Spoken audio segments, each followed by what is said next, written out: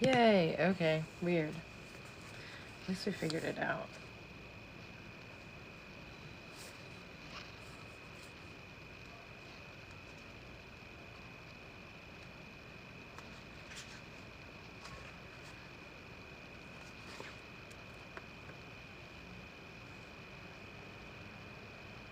This is All About Love by Bell Hooks, Chapter 2. Justice. Childhood Love Lessons. Severe separation in early life. Might be a little bit too windy. I'm gonna close this window and start over.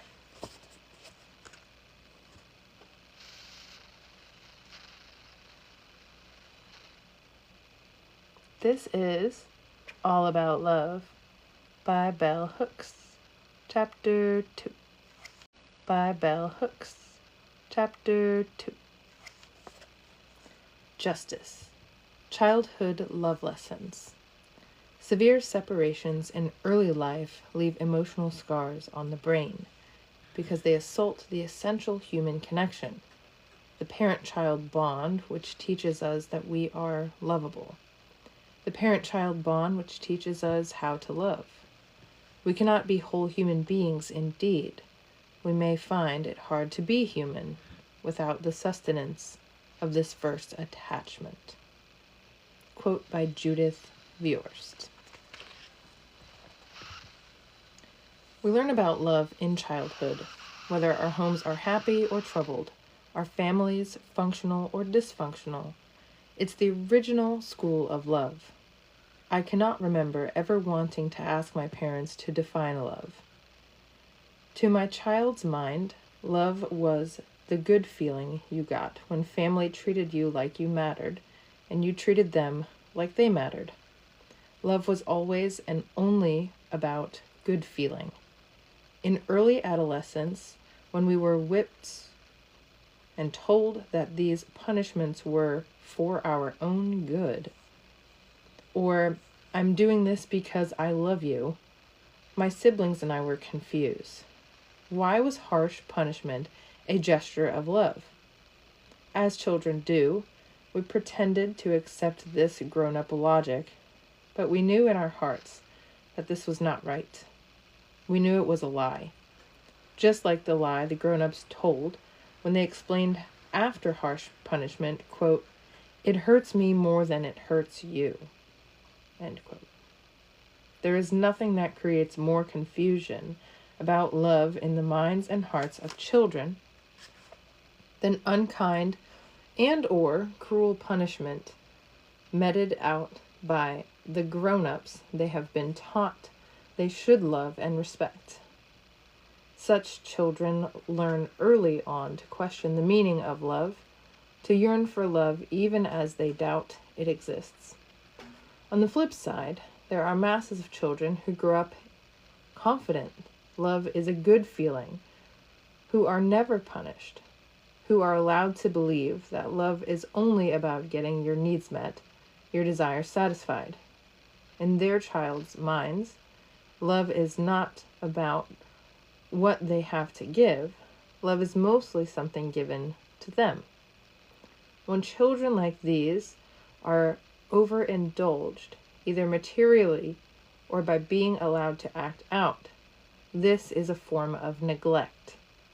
These children, though not in any way abused or uncared for, are usually as unclear about love's meaning as their neglected and emotionally abandoned counterparts. Both groups have learned to think about love primarily in relation to good feelings, in the context of reward and punishment.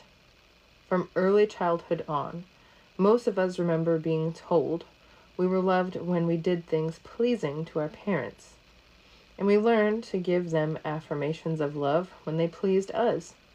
As children grown, they associate love more with acts of attention, affection, and caring. They still see parents who attempt to satisfy their desires as giving love. Children from all classes tell me that they love their parents and are loved by them, even those who are being hurt or abused. When asked to define love, small children pretty much agree that it's a good feeling. Quote, like when you have something to eat that you really like, end quote, especially if it's your favorite. She spelled it out. They will say, quote, my mommy loves me because she takes care of me and helps me to do everything right, end quote. When asked how to love someone, they talk about giving hugs and kisses, being sweet and cuddly. The notion that love is about getting what one wants, whether it's a hug or a new sweater or a trip to Disneyland, is a way of thinking about love that makes it difficult for children to acquire a deeper emotional understanding. We like to imagine that most children will be born into homes where they will be loved, but love will not be present if the grown-ups who parent do not know how to love. Although lots of children are raised in homes where they are given some degree of care, love may not be sustained or even present. Adults across lines of class, race, and gender indict the family. INDICT. Indict the family. Their testimony conveys worlds of childhood where love was lacking, where chaos, neglect, abuse, and coercion reigned supreme. In her recent book, Raised in Captivity, Why Does America Fail Its Children?, Lucia Hodgson documents the reality of lovelessness in the lives of the huge majority of children in the United States. Every day, thousands of children in our culture are verbally and physically abused, starved, tortured, and unalived. They are the true victims of intimate terrorism. Can I say that word? In that they have no collective voice and no rights. They remain the property of parenting adults who do with as they will.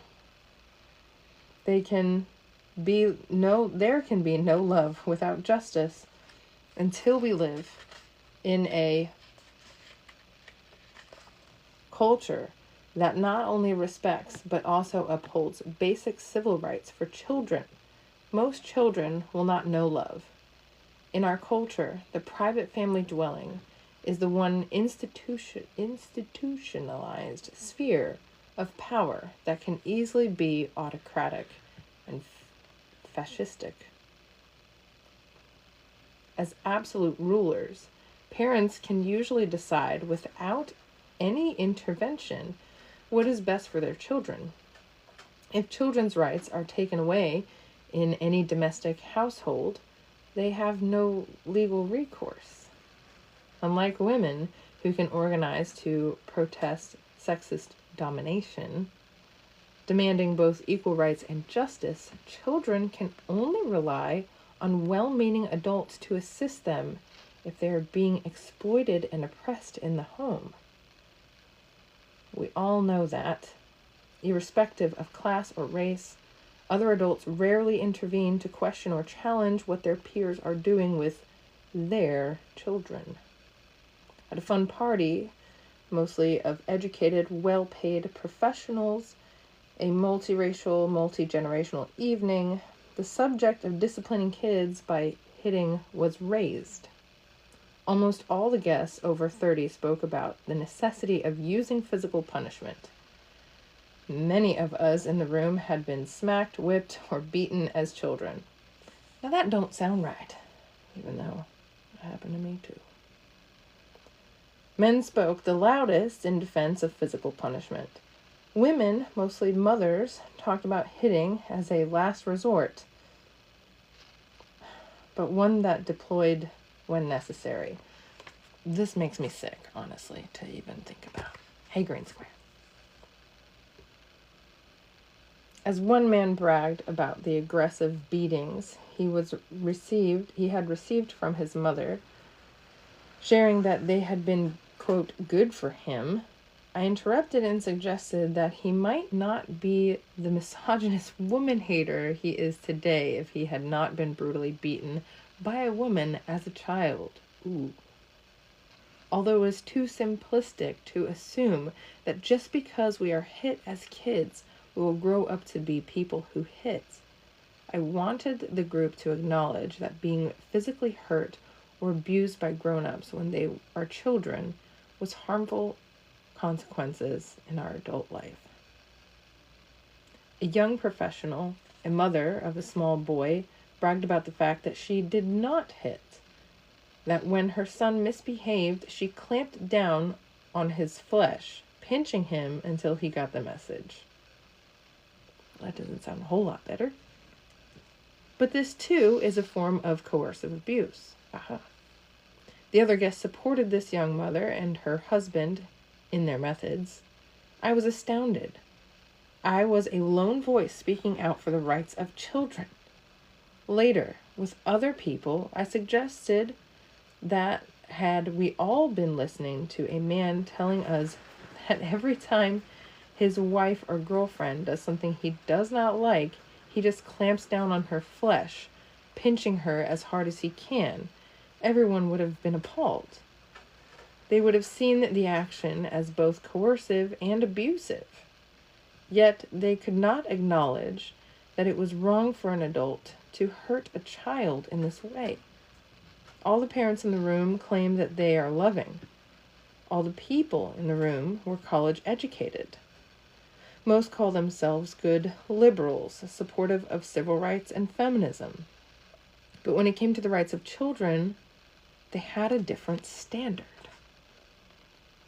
One of the most important social myths we must debunk if we are to become a more loving culture is the one that teaches parents that abuse and neglect can coexist with love. Abuse and neglect negate love. Care and affirmation, the opposite of abuse and humiliation, are the foundation of love. No one can rightfully claim to be loving when behaving abusively. Yet parents do this all the time in our culture. Children are told that they are loved even though they are being abused. It is a testimony to the failure of loving practice that abuse is happening in the first place. Many of the men who offer their personal testimony in Boyhood, Growing Up Male, which is a book or an essay, tell stories of random violent abuse by parents that inflicted trauma.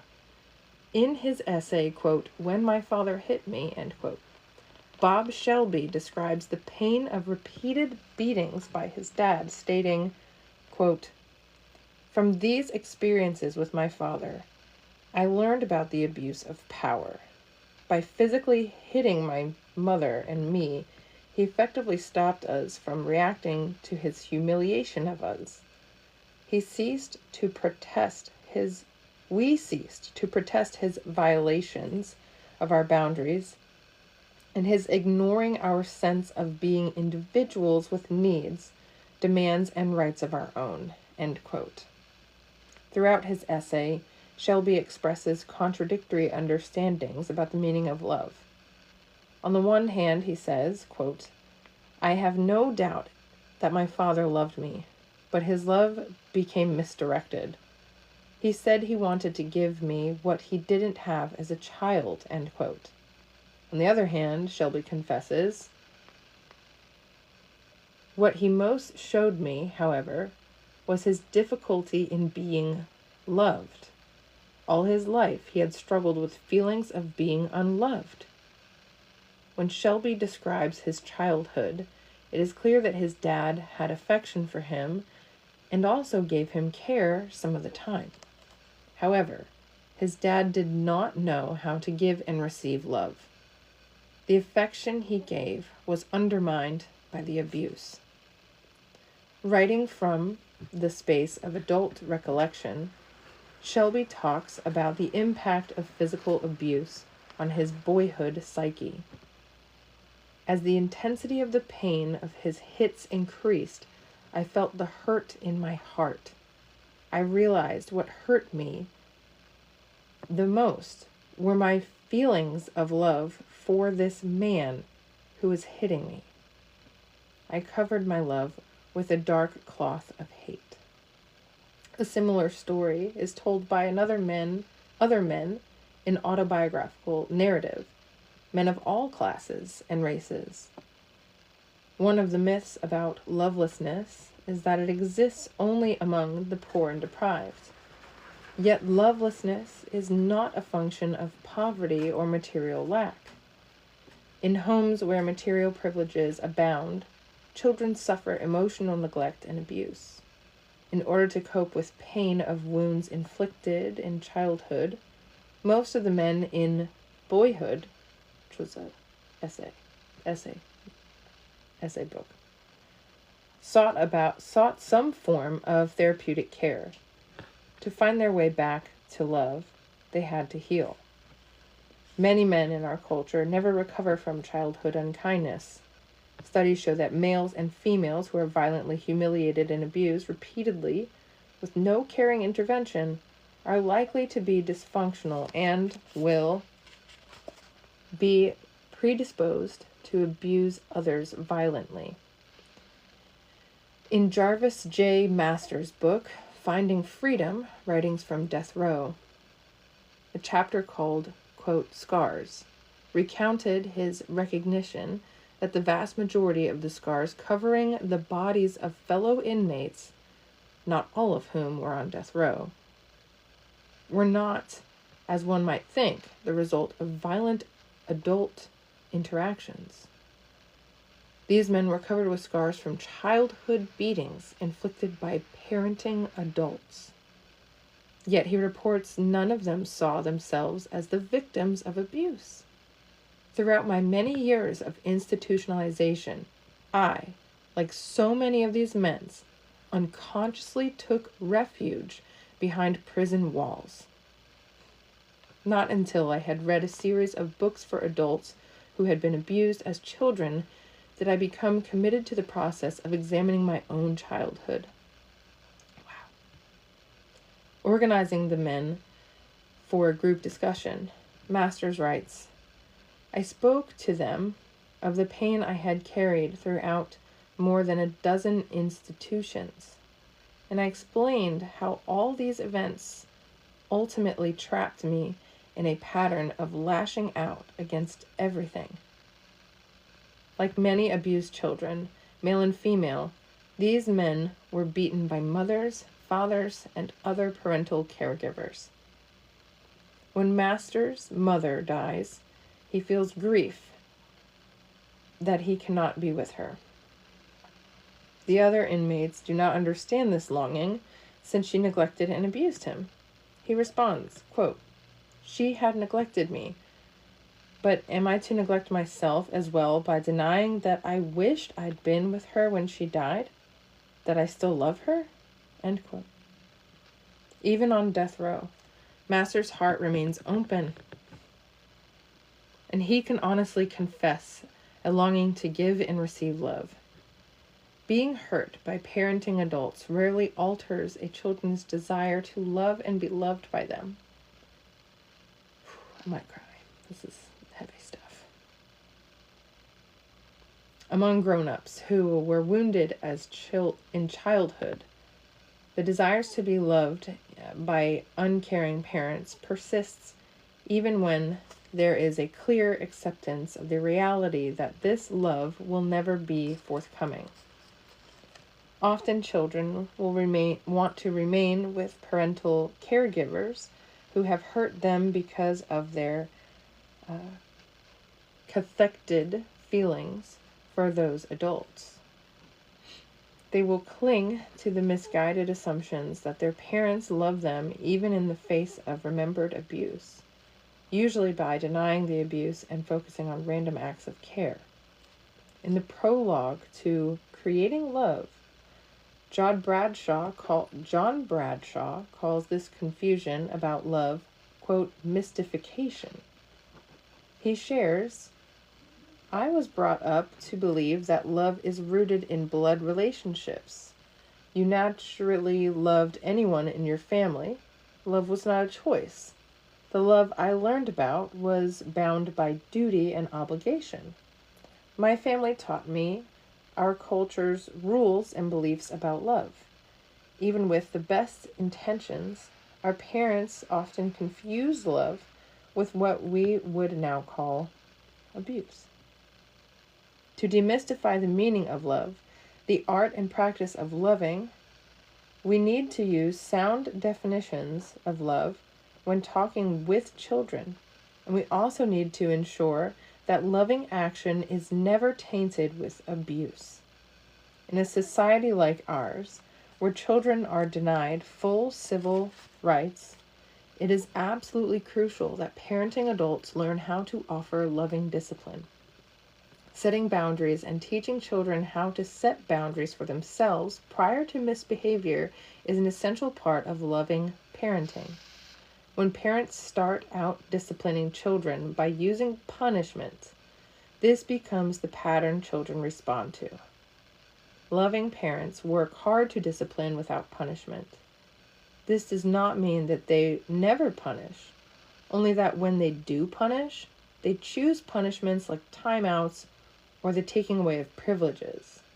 They focus on teaching children how to be self-disciplining and how to take responsibility for their actions. Since the vast majority of us were raised in households where punishment was deemed the primary, if not the only, way to teach discipline, the fact that discipline can be taught without punishment surprises many people. One of the simplest ways children learn discipline is by learning how to be orderly in daily life, to clean up any messes they make. Just teaching a child to take responsibility for placing toys in the appropriate place after playtime is one way to teach responsibility and self-discipline. Learning to clean up the mess made during playtime helps a child learn to be responsible, and they can learn from this practical act how to cope with emotional mess. Were there current television shows that actually modeled loving parenting, parents could learn these skills. Television shows oriented towards families often favorably represent children when they are overindulged, are disrespectful, and are acting out. Often they behave in a more adult manner than the parents. What we see on television today actually, at best, models for us inappropriate behavior and, in worst case scenarios, unloving behaviors. A great example of this is a movie like Home Alone, which celebrates disobedience and violence. But television can portray caring, loving family interaction. There are whole generations of adults who talk nostalgically about how they wanted their families to be like the fictive portraits of family life portrayed in Leave It to Beaver or My Three Sons. We desired our families to be like those we saw on the screen because we were witnessing loving parenting, loving households. Expressing to parents our desire to have families like the ones we saw on the screen, we were often told that the families were not realistic.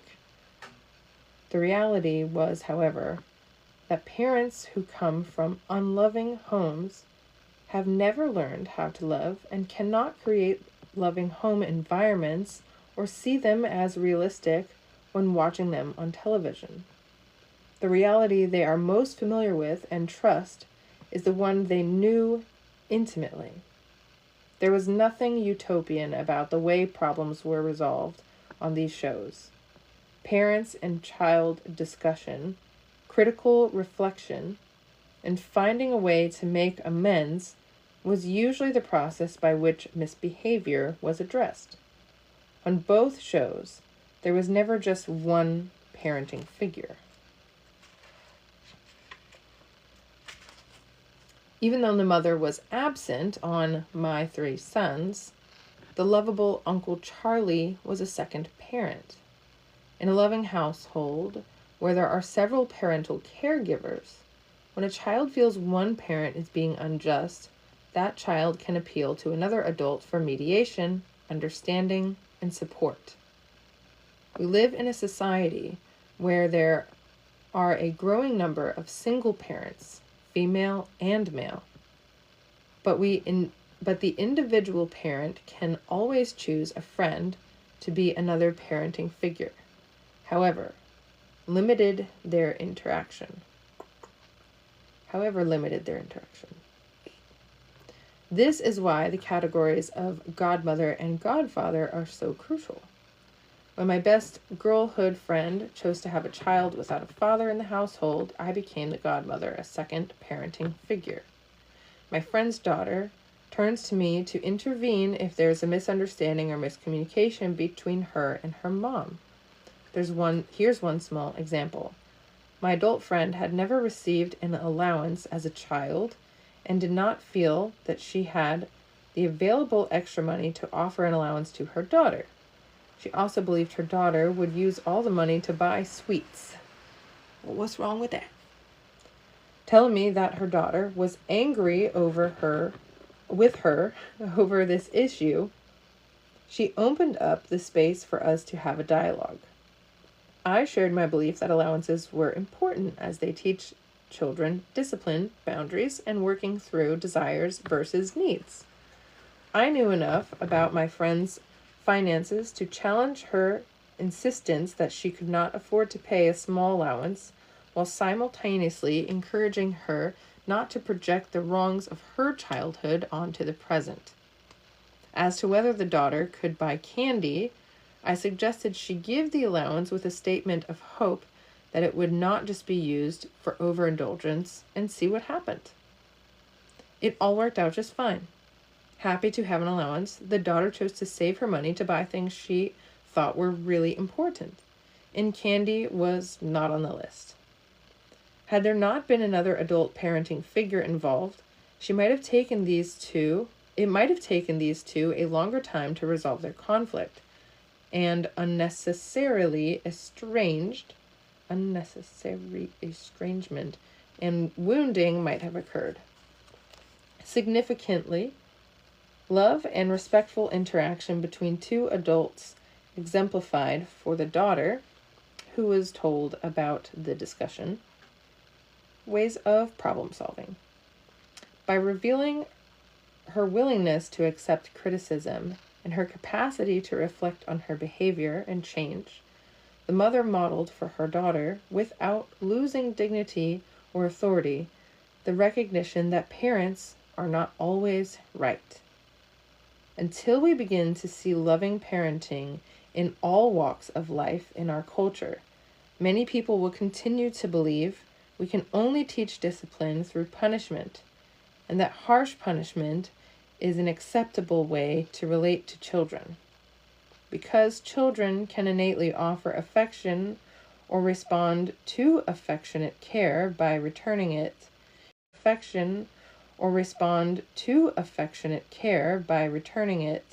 it is often assumed that they know how to love and therefore do not need to learn the art of loving.